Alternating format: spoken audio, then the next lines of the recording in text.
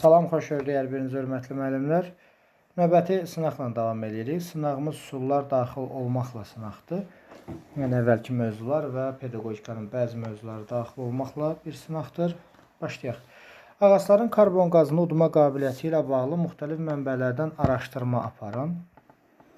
Müxtəlif ağac növlərinin karbon qazını azaltmaqda oynadığı rolu nəzərə alaraq, sizcə şəhərlərdə hansı növ ağacların əkilməsi daha məqsədə uyğundur? Seçiminizi əsaslandırın. Belə bir sualdır. Deməli, burada məsələ nədən ibarətdir? Bu sualda ümumiyyətlə bizim diqqətimizi yayındıran şey odur ki, burada sizcə yazılıbdır və biz bunu dəyərləndirmə niyə götürmürük? Burada cavab dəyərləndirmə deyil. Məsələn, mən səndən soruşsam ki, hansı ağaclar şəhər salmada daha geniş istifadə olunmalıdır? Yəni, hansı ağacların əkilməsi daha məqsədə uyğundur? Təbii ki, sən deyərsən, mən qoy araşdırım, dəqiqləşdirim sonra. Çünki siz öz düşüncələrinizlə buna cavab verə bilmək gücündə deyilsiniz. Ona görə də siz araşdırmalısınız, müqayisələr aparmalısınız. Yəni, hansı ağacların birinin digərinə nəzərən daha çox faydalı olduğunu müəyyənləşdirəcəksiniz və gəldiyiniz nəticəni əsaslandıracaqsınız. Bu yanaşma araşdırma nəticəsində baş verir və yazıb. Ağacların karbon qazını udma qabiliyyəti ilə bağlı müxtəlif mənbələrdən araşdırmalar aparın. Müxtəlif ağac növlərinin karbon qazını azaltmaqda oynadığı rolu nəzərə alaraq, sizcə şəhərlərdə hansı növ ağacların əkilməsi daha məqsədə uyğundur?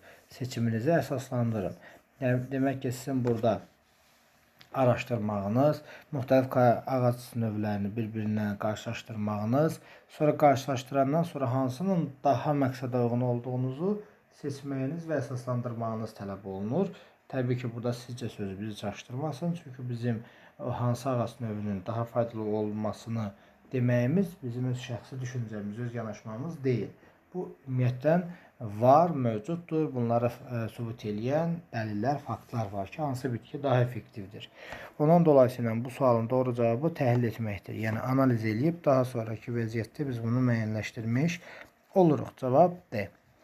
Sonra baxırıq növbəti suala, ikinci sual. Müəllim şagirdlərin oxuyub anlama bacarığını inkişaf etdirmək üçün onlara mətn verir. Şagirdlərə mətni oxuduqdan sonra onlarla bağlı suallara cavab tapmalarını tapşırır.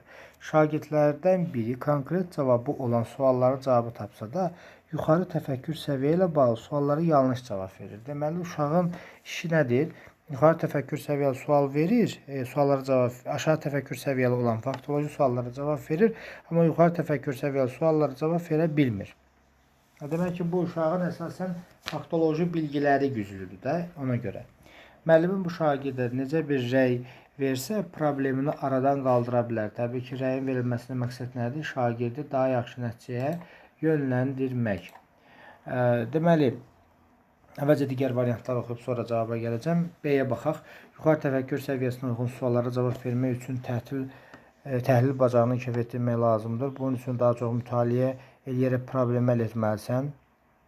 Yox. Şagirdin uğuru da vurğulanmalıdır da. Yəni, uğuru da vurğulanmalıdır, uğursuzluğu da göstərməlidir və yol da göstərməlidir. Sonra C-də faktoloji suallara düzgün cavab tapmağın diqqətli olduğundan irəli gəlir. Faktoloji suallara cavab vermək diqqətli olmaq anlamına gəlmir axı. Sonra D. Sualların bir qisminə düzgün cavab verməyin mətni anlamağının göstəricisidir. Yuxarı təfəkkür səviyyəsinə uyğun suallara cavab vermək üçün mətni hissələrə bölərək oxuyub yenidən cəhd eləyə bilərsən. Yox, bu da düzgün deyil. Sonra konkret cavab tələb edən suallara çox yaxşı cavab verirsən. Daha geniş düşünmə tələb edən suallar həmişə yanlış cavab verirsən. Daha diqqətli olmalısan. Bu rekonstruktiv deyil. Bu keçmişə yönəlik destruktiv rəydir. Ona görə olmaz. Aya fikir verək. Faktoloji suallara düzgün cavab verməyin mətndəki məlumatları seçə bildiyindən xəbər verir. Demək ki, sən faktoloji məlumatları seçə bilirsən. Bu əla. Yuxarı təfəkkür səviyyəli sualları cavablandırmaq üçün isə mətndəki açar məqamlara müəyyən edib, müxtəlif perspektivlərə diqqət yetirə bilərsən. İndi ola bilər ki, hamısını yadında saxlaya bilmirsən, tam anlaya bilmirsən, amma açar sözlərini əlaqələndirib yadında saxlaya bilərsən.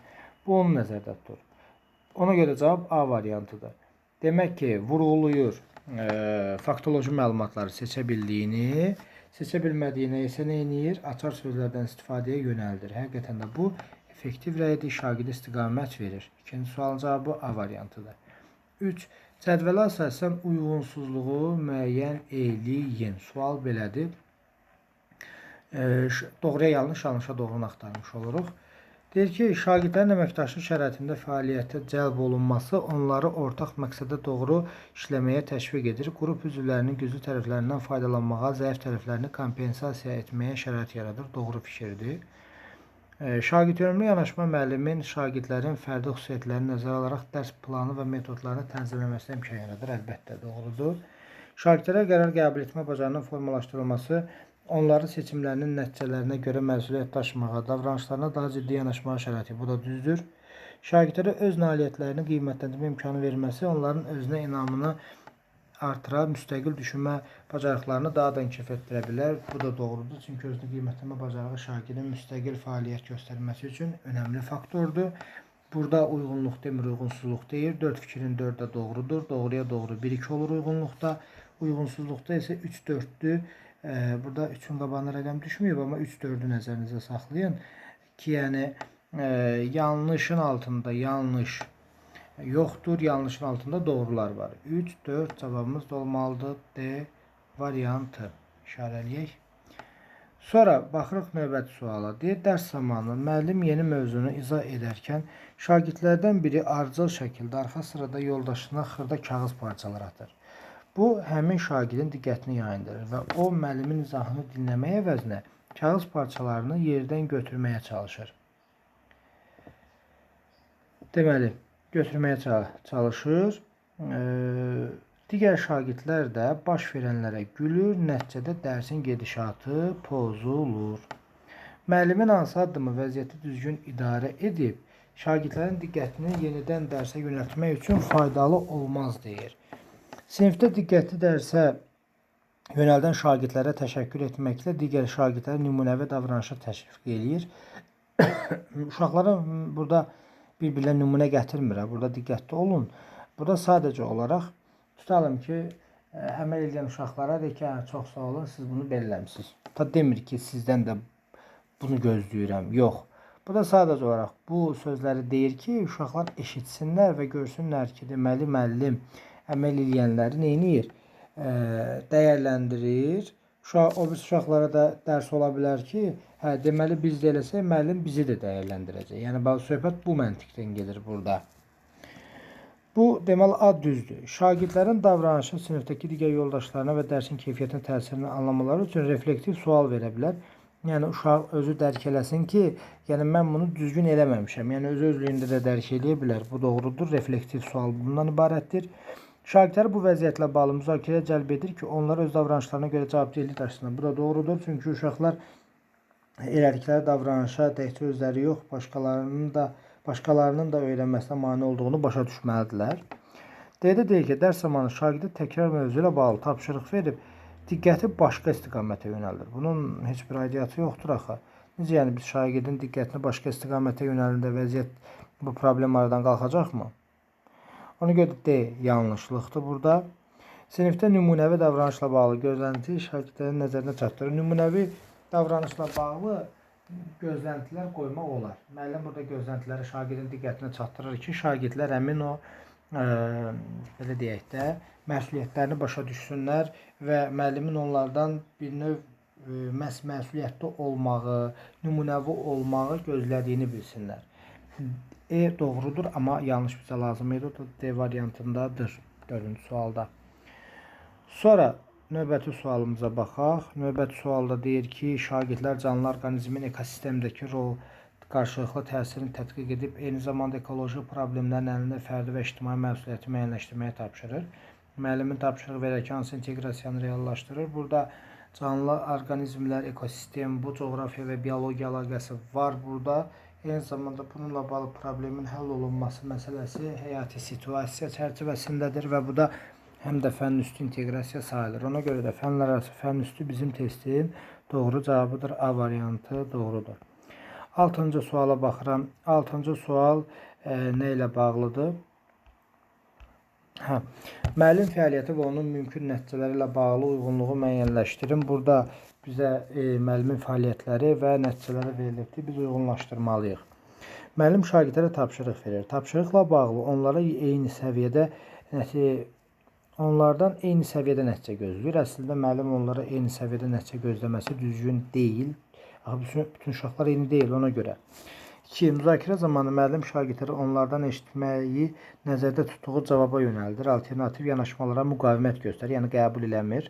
Bu da müəllimin bir addımıdır. Şagirdlər layihə üzərində işləyir və müəllim onların qarşılaşdığı hər problemi həll etməkdə onların müsbət nəticə əldə etməsinə çalışır.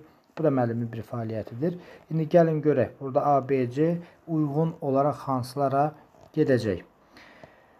A-ya baxaq. Müəllimin bu addımı müstəqil öyrənmə, problem həll etmə bacarığının inkişafına mane olacaq. Bu 3-ə gedir. Çünki nə deyir? Şagirdlər layihə üzərində işləyir. Müəllim onların qarşılaşdığı hər problemi həll etməklə onlara müsbət nəticə əldə etməsinə çalışır. Müəllim hər problemini həll eləsə, uşaqların özləri müstəqil öyrənmə bacarığı cəhətdən problemlə üzləşəcəklər. Ona görə bu getməz. 3-ə uyğun gedər A variantı, yəni uşaq inkişaf eləməyəcək müstəqil öyrənmə cəhətdən. B-yə baxıram.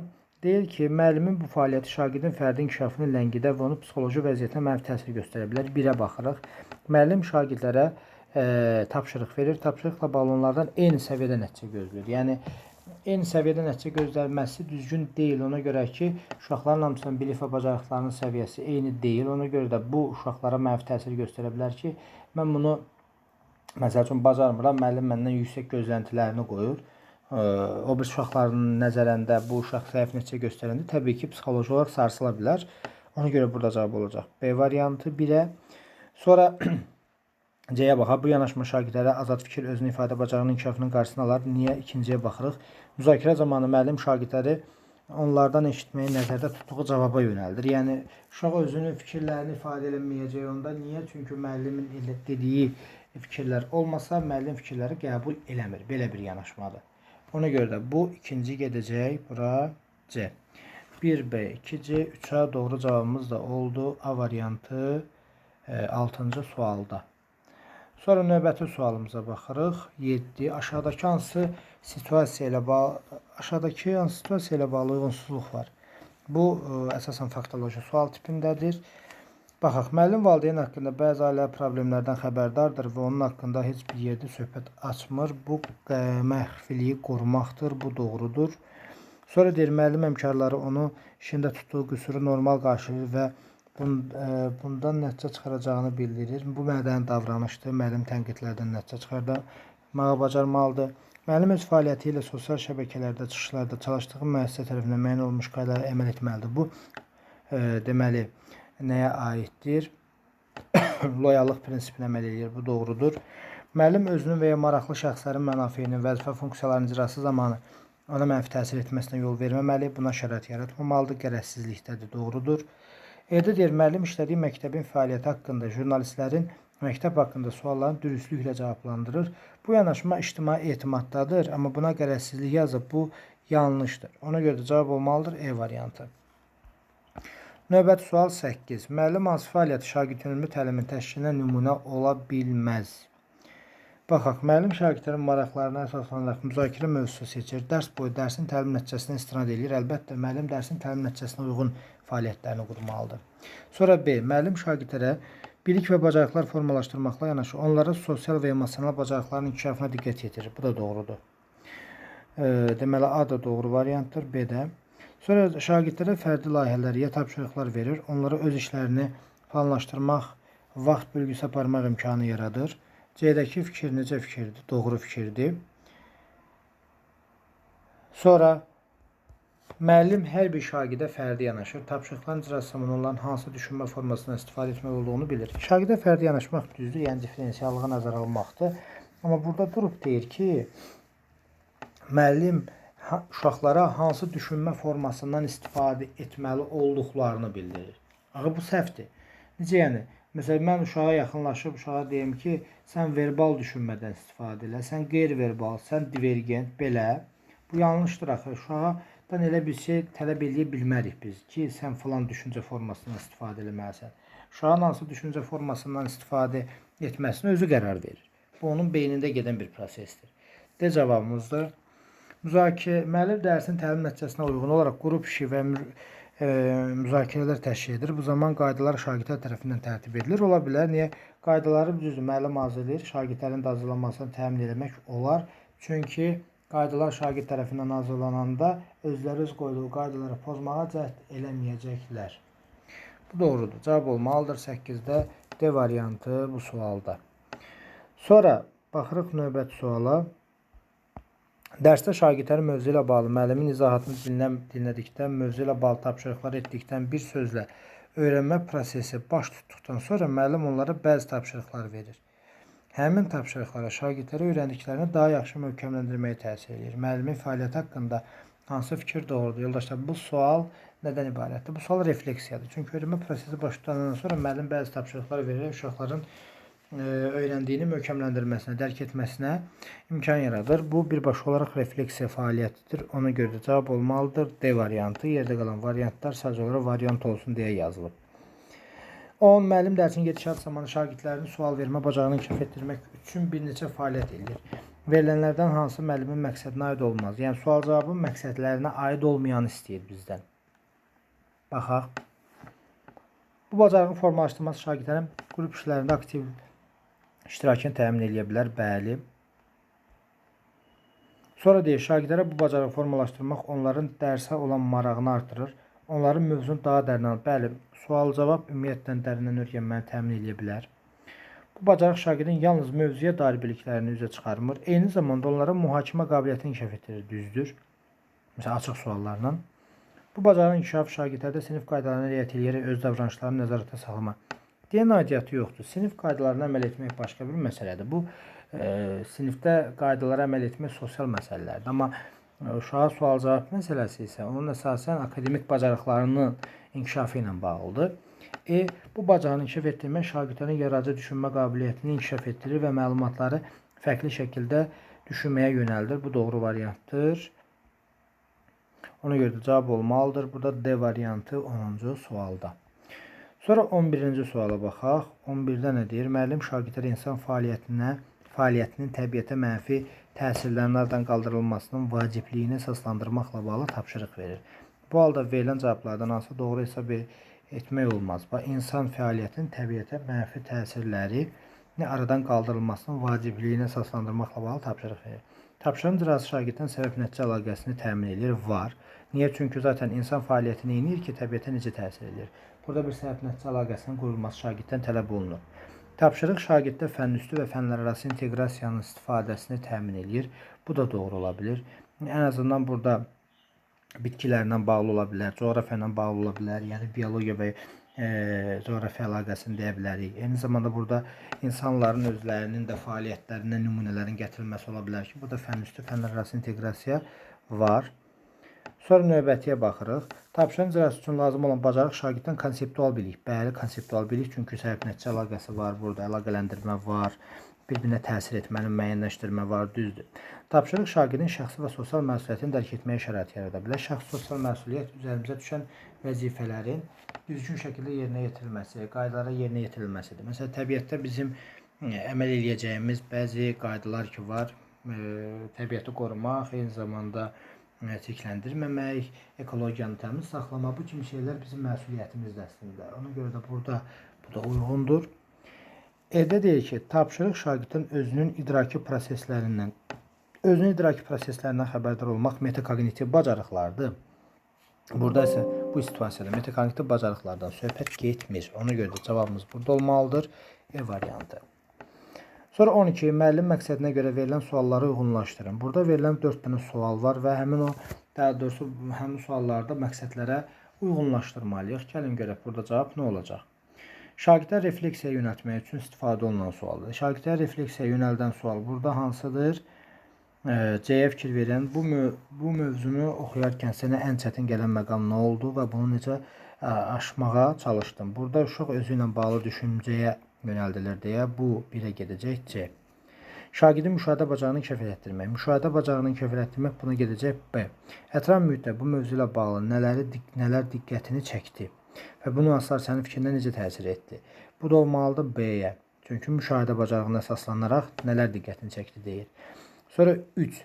Şagirdin fikirlərini arqumentlərlə əsaslandırmasını təmin etmək məqsədi iləndir. 4-ə baxırıq, D variantı, daha doğrusu 3-də D-yə baxırıq. Bu fikri müdafiə etmək üçün hansı səbəbləri və dəlilləri irəli sürəcək? Səbəblər, dəlillər irəli sürmək isə arqumentlər irəli sürməkdir. 3-ə uyğun gəlir burada D. 4-də deyir ki, şagirdin tətbiq bacarığını yoxlamağa xidmət edir. Bu da A-dadır. Öyrəndiklərin əsasında real həyatda bu problemi necə həll edərdim və hansı addımları atardım? Bu da tətbiqə aiddir. 4-də uyğun gəlir A. C, B, A, C, B, D, A. C, B, D, A cavabımız oldu. C variantı 12-ci sualda. Növbəti sual 13. Müəllim fəaliyyətində yanlışa yol verdiyi situasiyanı müəyyən eləyin. Müəllim şagirdlərin əməkdaşlıq bacarıqlarını inkişaf etdirmək üçün onlara müxtəlif situasiyalar təqdim edir və bu vəziyyətdə nə hiss etdiklərini müzakirə etmələrini istəyir. Bu doğrudur. Yəni uşaqlardan istəyə bilərik ki, siz əməkdaşlıq zamanı bunun faydasını görürsünüzmü, sizə faydası nədən ibarətdir, bunları bilirsiniz. Bunu istəyir. Müəllim şagirdin özünü ifadə bacarığını inkişaf etdirmək üçün onlara təqdimat hazırlamaq və onları sinif qarşısında təqdim etmək üçün tapşırıq verir. Düzdür, çünki uşaqlarda özünü ifadə formalaşır. Müəllim şagirdin problem əldə etmə bacarığını inkişaf etdirmək üçün onlara problemli situasiya təqdim edir və davamlı olaraq onları izləyir. Hər bir addımını nəzarətdə saxlamağa çalışır. Yox, bu yanlışdır. Niyə? Çünki hər bir şagirdin davamlı şəkildə nəzarətdə saxlanılması həmin uşağı prosesdən yavaş-yavaş uzaqlaşdıra bilər. Müəllim şagirdə qarşısına çətin, eyni zamanda əlçatan məqsədlər qoymağı, gündəlik plan tərtib etməyi tapşırır ki, onlarda fərdi məsuliyyət və özünü idarə etmə bacarığını formalaşdırsın. Doğru fikirdir. Bu da müəllim şagirdin tənqid düşünmə bacarığını inkişaf etdirmək üçün onlara müxtəlif ssenarilər təqdim edərək hansı qərarın daha uyğun olduğunu müzakirə etsinlər istəyir. Bu da doğrudur. Məsələyə tənqidi yanaşmaq. Cavab olmalıdır C variantı 13-cü sualda. Sonra növbəti suala baxırıq. Şagird yaradıcılıq tələb edən tapşırıqlarda uğurludur. Ancaq riyazi məsələlərdə çətinlik çəkir. Müəllimin fəaliyyətində yanlışa yol verdiyi situasiyanı müəyyən eləyin. Müəllim riyazi tapşırıqları şagirdlərə vizual şəkildə təqdim edir. Məqsədə uyğun olaraq tapşırıqlar dizayn layihələrlə birləşdirir. Ola bilər şagirdin diqqətini cəlb eləməkdən ötürü belə bir fəaliyyət eləmək olar. Müəllim şagirdin riyazi bacarıqlarını təcrübədən keçirməsi üçün ona müxtəlif layihə işlərinə cəlb eləyə bilər. Bu da doğru yanaşmadır. Sonra müəllim şagirdə riyazi məsələlərlə bağlı bacarıqlar formalaşdırmaq üçün fəaliyyətini əsasən mövzunun nəzəri hissəsinə. Əgər biz praktika istəyiriksə, niyə nəzəri hissəyə yönəldirik? Ona görə C səhvdir.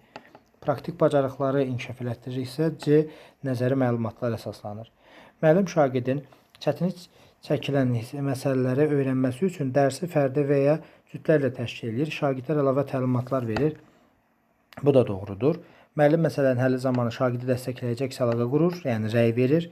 Müsbət rəy verməklə onların fəaliyyətini stimullaşdırır. Təbii ki, doğrudur. 14-cü sualın cavabı C variantı oldu. Sonra növbəti suala baxırıq. 15. Müasir təhsil yanaşmasında müəllimlərin ənənəvi məlumat ötürən rolundan çıxaraq öyrənmə prosesində fasilitator funksiyasını icra etməsi vacib şərt hesab olunur. Fasilitatorluğun əsas prinsiplərindən biri də sual-cavabdır. Effektiv sual-cavab metodu şagirdlərin dərs materialını daha yaxşı başa düşməsi, biliklərini praktik tətbiq etməsi üçün əsasdır. Sual-cavab prosesində şagirdlərin özlərini sərbəst şəkildə ifadə etməsi üçün rahat və təhlükəsiz mühit yaratmaq vacib şərtdir. Sual-cavabın təşkilində ən çox diqqət edən amillərdən biri sualların növləridir. Açıq tipli suallar şagirdləri düşünməyə təşviq edir, onlara tənqid düşüncəni inkişaf etdirir. Bu məqsədlə istifadə olunan Sokrat diyaloqu effektiv strategiyadır. Açıq suallar daha dərindən təhlil üçün, qapalı suallar isə anlamanın yoxlanması üçün istifadə etmək məqsədə uyğundur. Bundan başqa, sualların mürəkkəblik səviyyəsini artırmaq üçün Bloom taksonomiyasının tətbiqi tövsiyə olunur. Bunun vasitəsilə şagirdlər təkcə məlumatları xatırlamağa deyil, həm də tətbiq, təhlil, qiymətləndirmə, yeni məhsul yaratmağa da həvəsləndirilirlər. Mətnin əsas məqsədi nədir? Bu mətndə fasilitatorluqdan və fasilitatorluğun fəaliyyətində sual-cavabın rolundan, önəmindən, vacibliyindən danışır. Yəni, bunu belə ümumiləşdirə bilərik. Bu da səhvimizə cavabda B variantıdır. Baxın, müəllimlərin fasilitator rolu üçün sual-cavabın əhəmiyyətini izah etmək məqsədi güdür bu sual. Ona görə cavab B variantıdır. Burada yəni başqa bir şeydən danışılmır. Sonra 16-cı suala baxırıq. 16-da nədən söhbət gedir? Müəllim mövzunu izah etdikdən sonra verəcəyi tapşırığa aid nümunəni lövhədə qeyd edir. Bununla yanaşı tapşırığın icra mexanizmini əks etdirən qayda və təlimat yazılmış vərəqləri şagirdlərə paylayır. Tapşırıqları işləyərkən nümunə təlimatlardan istifadə etməyi tövsiyə edir. Verilən situasiya ilə bağlı hansı yanlışdır? Sual belədir. Müəllimin bu fəaliyyəti şagirdlərdə müxtəlif xüsusiyyətləri nəzərə alır və inklüziv mühit yaradır. Bunu deyə bilərikmi? Bəli. Müəllim fasilitator kimi çıxış edir, şagirdlərin öyrənməsi istiqamət verir. Bu da düzdür. Sonra deyir, müəllim prosesi belə qurmaqla dərs zamanı diferensial yanaşma, əgər inklüzivliyi nəzərə alırsa, deməli bu da nəzərə alınır. Düzdür. Öyrənmə prosesinin bu formada qurulması müxtəlif intellektual malik şagirdlərin öyrənmə ehtiyacını qarşılayır. Doğrudur. Müəllim şagirdləri emosional zəkalılığa və rasional. Xeyr, bunun aidiyyatı yoxdur. Emosional zəkalılığa uşağı cəlb eləməyimizi bu verilən situasiya ilə bağlılığı yoxdur. Ona görə də cavab olmalıdır. 16-da E variantı. Çünki müəllim burada şagirdə diferensial təlimin qurulmasını həyata keçirdi. Şagirdə nəzərə alan yanaşma qoyur və burada emosional zəkalılıq yox, əsasən akademik bacarıqların inkişafından söhbət gedir. 17. Müəllim şagirdlərə bir məqalə təqdim edir və deyir, məqalədəki əsas argumentləri müəyyənləşdirin.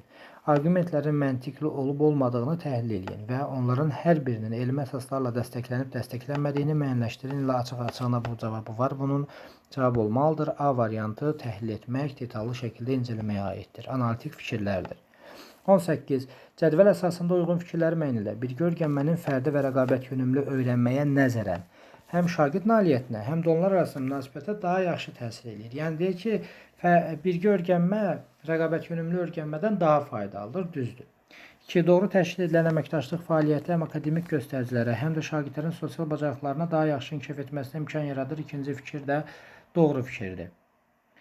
Sonra deyir, qrup işi keçirməkdən məqsəd şagirdlərin əməkdaşlığını təmin etməklə onların bir-birindən öyrənməsinə imkan yaratmaqdır. Əlbəttə, bu da doğrudur. Şagirdlərin əməkdaşlıq bacarığının qiymətləndirilməsi dərs zamanı məzmunun qiymətləndirilməsini kölgədə qoymamalıdır ki, şagirdlərin qiymətləndirilməsinə uyğunluq və həm də obyektivlik gözlənilsin. Nədir bu? Əməkdaşlıq zamanı həm məzmun qiymətləndirilir, yəni öyrənilən material, həm də ki, fəaliyyət qiymətləndirilir. Yəni ki, uşaqların əməkdaşlığı, birgə fəaliyyəti. Siz burada əməkdaşlığı qiymətləndirib məzmunu kölgədə qoymamalısınız. Məzmunu qiymətləndirəndə əməkdaşlığı kölgədə qoymamalısınız. Hər iki tərəfdən meyarlar hazırlanıb qiymətləndirmə aparılmalıdır. 4 fikrin 4 də doğru olduğundan cavab olacaqdır E variantı 1 və 2. Sonra gəldik 19. Sinif fəaliyyətində komanda daxilində 200 arasında ciddi münaqişə yaranır. Bu, qrupda əməkdaşlığa, birgə fəaliyyətə mənfi təsir edir. Müəllim belə olan halda problem əldə etmək üçün hansı ən effektiv addımı ata bilər? Hər iki tərəfi açıq və neytral bir şəkildə müzakirə dəvət edirsiniz və hər iki tərəfi dinləyirsiniz. Təbii ki, atılacaq ən doğru addım elə burada A variantıdır. Niyə görə?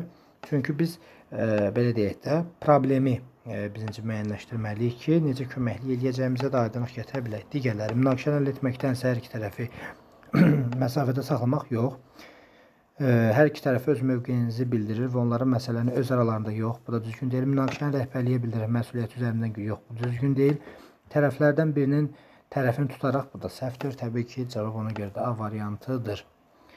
20-ci suala baxıram, deyir, verilənlərdən biri DİBE üsuluna aid deyil. Şagirdlərə mövcud bilikləri yeni biliklər arasında əlaqə qurmağa imkan verir. Bu doğrudur, nəzəri sualdır. Müəllim üçün diaqnostik vasitədir, doğrudur. Şagirdlər verilən əsas anlayışat bacardıqları qədər söz assosiasiya əsas eləyirlər. Bu aiddir klasterə. Klasterdir.